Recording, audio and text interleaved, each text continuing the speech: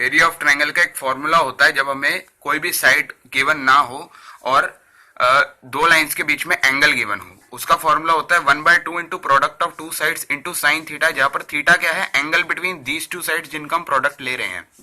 तो इसको थोड़ा समझते हैं कि ये फॉर्मूला कैसे बना, क्यों बना। मान लो हमारे पास एक सर्कल है और सर्कल पे मैंने दो लाइनें बनाई। अब दोनों लाइंस इक्वल होंगी क्योंकि दोनों रेडियस हैं। अच्छा, हम सब जानते हैं कि ये साइड्स हैं तो इनके साथ वाले एंगल भी इक्वल होंगे, ये थ्योरम भी हम पढ़ चुके हैं। ठीक है, अब ये मैंने क्या बोला, सेंटर है, इसको मैं नाम दे रहा हूं बी और इसको मैं नाम दे रहा हूं सी। अब सेंटर से मैंने कॉर्ड पे जो बीसी है वो कॉर्ड है, मैंने परपेंडिकुलर ड्रॉप करा। हम ये थ्योरम पढ़ चुके हैं कि जब सेंटर से कॉर्ड पे परपेंडिकुलर ड्रॉप होता है तो वो उसे इक्वल पार्ट्स में बांटता है, यानी कि B D is equal to D C हम कह सकते हैं। ठीक है, ये एंगल कितना है, 90 डिग्री। ये 90 डिग्री होगा तभी ये दोनों इक्वल होंगे। अब आते हैं कि एरिया ऑफ ट्रायंगल होता क्या है एक्चुअली में। जो हमारा फॉर्मूला है जो मैं पहले से हम पढ़ते आ रहे हैं वो है base into height, half of base into height. तो अब इस ट्रायंगल में अगर हम देखें तो बेस है हमारा बीसी और हाइट है हमारी ओ से लेके डी तक। थोड़ी सी हाइट मैंने ये टिल्टेड लाइन बना दी है तो इसको आप थोड़ा देख लेना। अब ना तो हमें बीसी गिवन है ना हमें ओडी गिवन है, हम इसे ट्राई करते हैं कि ट्रिग्नोमेट्री से निकाल पाए। तो ये दोनों थीटा इक्वल है क्योंकि ये दोनों रेडियस इक्वल हैं। ठीक है, ये हमें 90 डिग्री गिवन है। तो ये एंगल कितना होगा, हम सबको पता है कि तीनों जो एंगल होते हैं, जैसे angle O plus angle B plus angle D, angle O plus angle B plus angle D, इन तीनों का साइड सम होता है वो होता है 180 डिग्री। तो एंगल डी हमें कितना गिवन है, 90 डिग्री। एंगल बी मैंने अभी लेट करा थीटा, तो एंगल ओ कितना होगा, 180। ये होगा 180 minus 90 minus theta, that is 90 minus theta. तो मैं एंगल ओ को बोल सकता हूं 90 माइनस थीटा, और यहां पर भी सेम टू सेम वही फिगर है, वही वैल्यूज हैं, तो ये भी बना 90 माइनस थीटा। यानी कि एंगल ओ अगर मैं पूरा बोलना चाहूं तो 180 माइनस 2 थीटा मैं बोल सकता हूं, 180 माइनस 2 थीटा। अब अगर मैं इसे ट्रिग्नोमेट्री से निकालने की कोशिश करूं इस एंगल के रिस्पेक्ट में, तो आप ये देख लो कि ये जो एंगल है इसके लिए हाइपोटेन्यूज है ओबी, बेस है ओडी और परपेंडिकुलर है बीडी।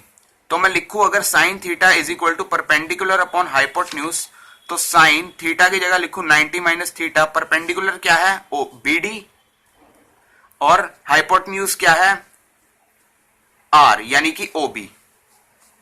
तो R sine 90 minus theta is equal to BD में बोल सकता हूं। अब BD is equal to DC, यानी कि बीडी डीसी बराबर है, तो बीसी को मैं लिख सकता हूं 2 इंटू बीडी, 1/2 इंटू बीसी को मैं क्या लिख सकता हूं 2 इंटू बीडी इंटू ओडी तो है ही है। तो 1/2 इंटू 2 बीडी की जगह मैं लिखूंगा R sine 90 minus theta into OD.